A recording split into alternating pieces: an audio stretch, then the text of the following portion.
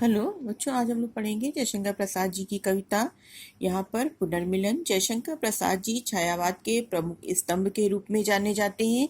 इन्होंने प्रसाद जी ने कामायनी महाकाव्य की रचना की हुई है और कामायनी महाकाव्य से ही निर्वेद सर्ग से लिए हुए पुनर्मिलन शीर्षक से आपके कोर्स में कविता है। यहाँ पर कहा है, चौंक उठी अपने विचार से कुछ दूरागत ध्वनि सुनती, इस निस्तब्ध निशा में कोई चली आ रही है कहती। यहाँ पर मनु श्रद्धा पर अपना पूर्ण अधिकार चाहते थे। श्रद्धा के मन में भावी संतति के प्रति प्रेम पल्लवित होते हुए देखकर वे असंतुष्ट हो श्रद्धा को निराशित छोड़कर चले गए हैं।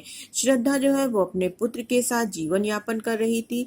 एक रात्रि उसे स्वप्न में मनु को घायल और मरणासन अवस्था में जब देखा, सपने में उसी स्वप्न से प्रेरित होकर वो मनु को खोजने के लिए निकल पड़ती है। यहाँ नारी सुलभ भावना का बड़ा ही सुंदर चित्रण हुआ है। चौंक उठी अपने विचार से कुछ धूरागति ध्वनि सुनती, इस प्रकार से कि जिस समय इड़ा जो है सुंदर भविष्य की मधुर कल्पना में खोई हुई थी, वो अचानक दूर से आने वाली ध्वनि को सुन करके चौंक उठी। इस निस्तब्ध निशा में कोई कि इस नीरो रात्रि में जो है, निशा मतलब रात्रि, इस नीरो रात्रि में कोई जो है स्त्री उसने देखा कि चली आ रही है, कहती हुई चली आ रही थी कि अरे बता दो मुझे दया कर, कहाँ प्रवासी है मेरा। इस प्रकार से वो बोलती हुई चली आ रही थी कि अरे दया करके कोई मुझे बता दो कि मेरा प्रवासी पति कहाँ है। उसी को इधर उधर खोज करती हुई मैं चक्कर लगा रही हूँ। उसी बावले से मिलने को डाल रही हूँ मैं डेरा। मैं उसी बावले से अपने पति से मिलने के लिए ही मैं इधर उधर फेरा डाल रही हूँ, इधर उधर चक्कर लगा रही हूँ। यहाँ पर मनु के प्रति श्रद्धा का अगाध प्रेम स्पष्ट हुआ है। श्रद्धा का यह विश्वास है कि मनु कहीं भी रहे उसी के रहेंगे। इस तरह से प्रवासी शब्द का प्रयोग करके श्रद्धा ने यह भी घोषणा की है कि मनु एकमात्र मनु का जो स्थान है वो उसका हृदय ही है। और बावले में स्नेह की अधिकता की भी अभिव्यंजना हुई है। फेरा डालना मुहावरे का प्रयोग किया गया है। ठीक है, खड़ी बोली है, श्रृंगार रस है, शब्द शक्ति लक्षणा है और भाषा जयशंकर प्रसाद जी की खड़ी बोली है। आगे पढ़ते हैं। रूठ गया था अपनेपन से सकीना उसको मैं, वह तो मेरा अपना ही था भला मनाती किसको मैं। यहाँ पर आगे कवि कहते हैं कि मनु जो है जब जो उनसे रूठ गए हैं तो वह उन्हें ढूंढती हुई निकल पड़ी है। श्रद्धा इस विषय में बताते हुए कहती है कि इड़ा ने जब दूर से आती हुई वह ध्वनि सुनी तो वह ध्वनि सुनकर श्रद्धा की थी। श्रद्धा यह कह रही थी कि मैं अपने प्रियतम से रूठ गया था, अपने पर से मैं अपने प्रियतम से बिछड़ गई हूँ, वह मुझसे रूठ गया है। और इस प्रकार से मानो रूठ गया अपना सकीना उसको मैं, कि जो है वो इस तरह से रूठ गया है कि मानो वो अपने आप से ही रूठ गया है। वो तो मेरा अपना ही था भला मनाती किसको मैं, कि वो तो मेरा अपना था और इसलिए मैंने ये सोचा कि वो अपने आप मान जाएंगे, भला मैं किसे मनाती। उसके रूठने का कारण यह था कि उसे उस रूप में नहीं अपना सकी थी जिस रूप में वह मुझे चाहता था। और इस प्रकार से यही भूल अब शूल सदृशो साल रही उर्मे मेरे, कि यही भूल जो है कि मैंने उसे मनाया नहीं, मैं उसको बहुत अपना समझती थी, इसलिए मुझे नहीं पता था कि वो रूठ कर चले जाएंगे। यही भूल मुझसे हुई है। और यह भूल जो है शूल सदृश, कांटे के समान, सदृश मतलब समान, कांटे के समान जो है साल रही उर्मे मेरे हृदय में अभी भी चुभ रही है। कैसे पाऊंगी उसको मैं, कोई आकर कह दे रे कि मैं अब मन को किस प्रकार से ढूंढ पाऊंगी, मन को किस प्रकार से वापस मैं पाऊंगी, ये कोई मुझे आकर के बता दे। इड़ा उठी दिख पड़ा राज पर धुंधली सी छाया चलती, वाणी में थी करुण वेदना वह पुकार जैसी जलती। जब इड़ा ने देखा कि कोई जो है स्त्री कुछ बोलती हुई इधर से चली आ रही है, दिख पड़ा राजपथ, धुंधली सी छाया, राजपथ पर जो है सड़क पर उन्होंने देखा इड़ा ने कि कोई धुंधली सी छाया जो है वो चलती हुई चली आ रही है। वह उठ खड़ी हुई, उसे राजमार्ग में दिखाई दिया। उसने राजमार्ग में देखा कि एक धूमिल सी छाया चल रही है। उसकी वाणी में जो था वो पुकार जैसी जलती उसकी वाणी में करुण वेदना विद्यमान थी। वो वेदना जो है वो करुणा की पुकार के समान जलती हुई प्रतीत हो रही थी। ऐसा लग रहा था कि उसकी पुकार विरह के ताप में जल रही हो। इस तरह से यहाँ पर कवि ने श्रद्धा का के दुख का वियोग का कवि ने वर्णन किया हुआ है। बच्चों यहाँ पर भी प्रसाद जी की खड़ी बोली का प्रयोग है और उनका प्रसाद गुण है। विप्रलम्भ श्रृंगार अर्थात वियोग श्रृंगार का प्रयोग कवि ने किया हुआ है। ठीक है, शब्द शक्ति जो है वो लक्षणा शब्द शक्ति है, लाक्षणी भाषा का कवि ने यहाँ पर प्रयोग किया हुआ है। इसके बाद है शिथिल शरीर वसन विशृंखल कबरी अधिक अधीर खुली छिन्न पत्र मकरंद लुटी सी जो मुरझाई हुई कली। अब आगे कवि कहते हैं कि इस प्रकार से जो श्रद्धा का जो शरीर था, जो अपने पति को ढूंढने के लिए आई हुई थी, श्रद्धा का जो शरीर था वो अत्यधिक शिथिल शरीर, अत्यधिक थका हुआ शरीर था और वसन विशृंखल, उनके वस्त्र जो थे वो अस्त व्यस्त थे। कबरी अधिक अधीर खुली, उनकी कबरी मतलब वेणी, उनकी वेणी जो थी चोटी, जो उनके जो बाल थे वो भी खुले हुए थे और अधिक अधीर खुली, उनके बाल जो है वो खुले हुए थे। छिन्न पत्र मकरंद लुटी सी, वो हवा से बहुत ही तीव्र वेदना से व्याकुल एक मुरझाई हुई विरहणी कली के समान प्रतीत हो रही थी, जिसकी छिन्न पत्र मकरंद लुटी सी, की जिसकी जो सभी पंखुड़ियां जो हैं वो झड़ गई हो और जिसका मकरंद भी लुट गया हो, शहद भी नष्ट हो गया हो। इस प्रकार से जो है वो किसी मुरझाई हुई कली के समान प्रतीत हो रही थी। नो कोमल अवलंब साथ में वह किशोर उंगली पकड़े, चला आ रहा मौन धैर्य सा अपनी माता को जकड़े। कि इस प्रकार से जब श्रद्धा जो है वो चली आ रही है तो उनके साथ में, उसी विरहणी नारी के साथ में उनकी उंगली पकड़कर एक बालक जो है वो उनके साथ साथ नौ कोमल अवलंब साथ में, अवलंब मतलब सहारा, नए कोमल के समान एक सहारा जो है उनके साथ में था। एक बालक जो है, छोटा बालक उनके साथ साथ चल रहा था। वह किशोर उंगली पकड़े, वो किशोर जो था वो अपनी माँ की उंगली पकड़े हुए था। चला आ रहा मौन धैर्य सा अपनी माता को जकड़े, मौन धारण किए हुए वह बालक जो था, उसकी अवस्था किशोर अवस्था थी, वो दुखिया नारी का एकमात्र सहारा प्रतीत हो रहा था और इस प्रकार से वह चुपचाप अपनी माँ की उंगली कसकर पकड़े हुए उनके साथ साथ चला आ रहा था।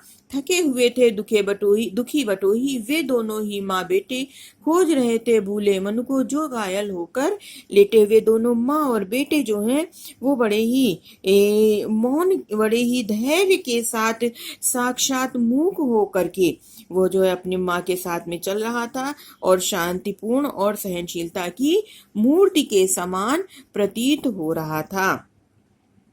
ठीक है, इस तरह से वो यहाँ पर कवि ने दिखाया हुआ है कि श्रद्धा जो है वो बड़े ही दुख के साथ अपने पुत्र को लेकर के अपने पति मनु को खोजने के लिए निकले हुए हैं। थके हुए थे दुखी बटोही वे दोनों ही माँ बेटे, कि वे दुखी बटोही मतलब यात्री, दोनों ही यात्री राहगीर जो है, माता और पुत्र जो है वो थके हुए भी थे और बड़े ही दुखी भी थे। जो खोज रहे थे भूले मन को, वो मन को खोज रहे थे। वे दोनों जो मन उन्हें भूल गए थे, उन्हें छोड़कर चले आए थे। और इस प्रकार से श्रद्धा ने जो स्वप्न में देखा था कि मनु घायल हो गए हैं और मरणासन अवस्था में उनको उन्होंने देखा हुआ था। इड़ा आज को द्रवित हो दुखियों को देखा उसने। इस प्रकार से जो है श्रद्धा ने स्वप्न में मनु को घायल और मरणासन अवस्था में देखा था। उनके विचार से मनु घायल होकर लेटे हुए थे। यह सब देख कर इड़ा का हृदय बड़ा ही इड़ा आज कुछ द्रवित हो रही दुखियों को देखा उसने। इड़ा का हृदय जो था वो आज ही बड़ा द्रवित हो रहा था, उनको देख करके जो है बड़ी दया से परिपूर्ण हो रही थी। और श्रद्धा के पास जाकर के उसने पूछा, पहुंची पास और फिर पूछा तुमको बिसराया किसने। श्रद्धा के पास जाकर के उन्होंने फिर पूछा कि जो है वो तुमको किसने बुला दिया है, आखिर कौन है जिसने तुम्हें बिसराया है, जिसने तुम्हें बुलाया हुआ है। इस रजनी में कहाँ भटकती जाओगी तुम बोलो तो, बैठो आज अधिक चंचल हूँ व्यथा गांठ निज खोलो तो। और वो उनसे कहती है कि तुमको बिसराया किसने, तुम यहाँ पर बताओ कि आखिर इस तरह से तुमको किसने जो है वो भुला दिया है और तुम किसे ढूंढ रही हो। इस रजनी में कहाँ भटकती जाओगी तुम बोलो तो, और इस रात्रि के समय जो है वो तुम कहाँ भटकती हुई जाओगी, यह तो तुम बताओ कि तुम्हारे दुख का कारण क्या है, कि इस अंधकारपूर्ण रात में इस तरह से भटकती हुई तुम कहाँ जाओगी, यह तो बताओ। देखो इस रजनी में भटकती कहाँ जाओगी तुम बोलो तो, कि इस रात में भटकती हुई तुम कहाँ जाओगी।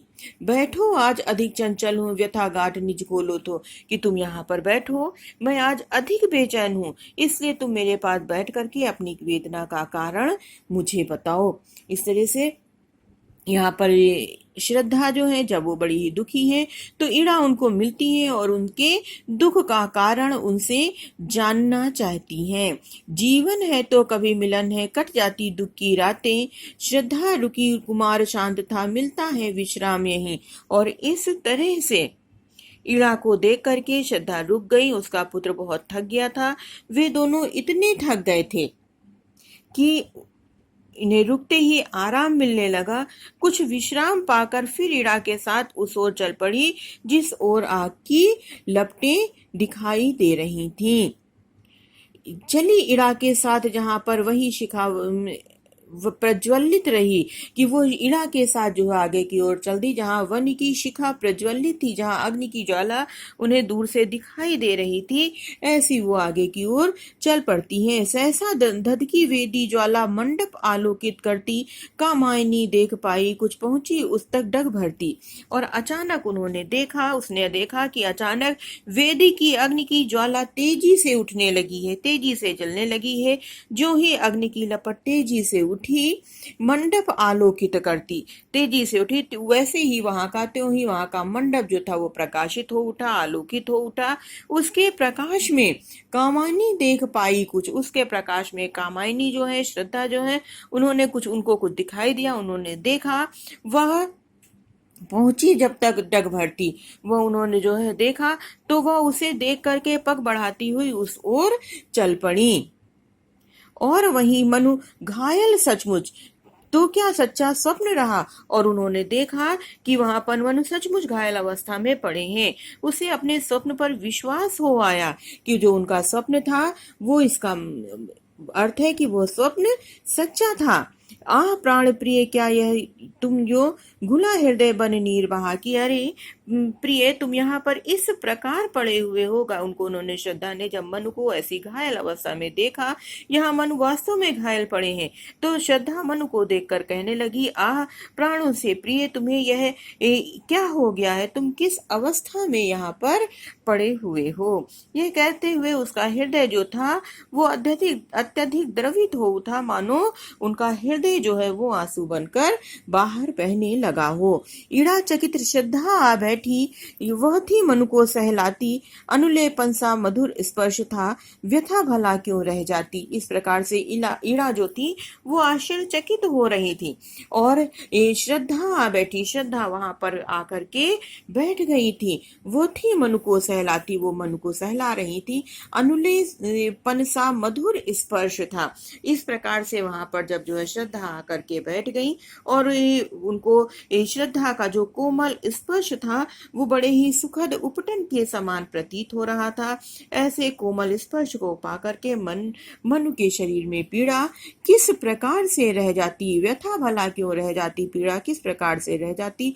उस मूर्छित नीरवता में कुछ हल्के से स्पंदन आए, आंखें खुली, चार कोनों में चार बिंदु आकर छाए, कि इस तरह से उनके मूर्छित नीरवता में कुछ, की जो वहां पर वो बेहोश पड़े हुए थे, जो मूर्छित पड़े हुए थे, उनका स्पर्श पाते हुए मनु के अचेतन शरीर में धीरे धीरे चेतना फिर से आने लगी। मूर्छा दूर होने पर मनु ने अपनी आंखें खोली। चार कोनों में चार बिंदु आकर छाए और इस प्रकार दोनों के नेत्र परस्पर मिले और दोनों की नेत्रों के चारों कोनों में आंसुओं की चार बूंदें छलछला आईं।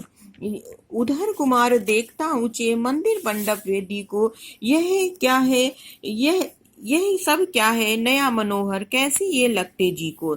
माँ ने कहा, अरे आ तू भी देख, पिता है पड़े हुए। पिता आ गया तो यह कहते उसके रोए हुए खड़े। इस तरह से जब जो है उन्होंने देखा कि श्रद्धा और उनका पुत्र इणा के साथ जब वहां पहुंचे, उन्होंने वहां पर देखा कि वो वहां पर पड़े हुए हैं और उनका स्पर्श पा करके मनु का जो है वो मूर्छा समाप्त हो गई। मनु पुनः होश में आ गए।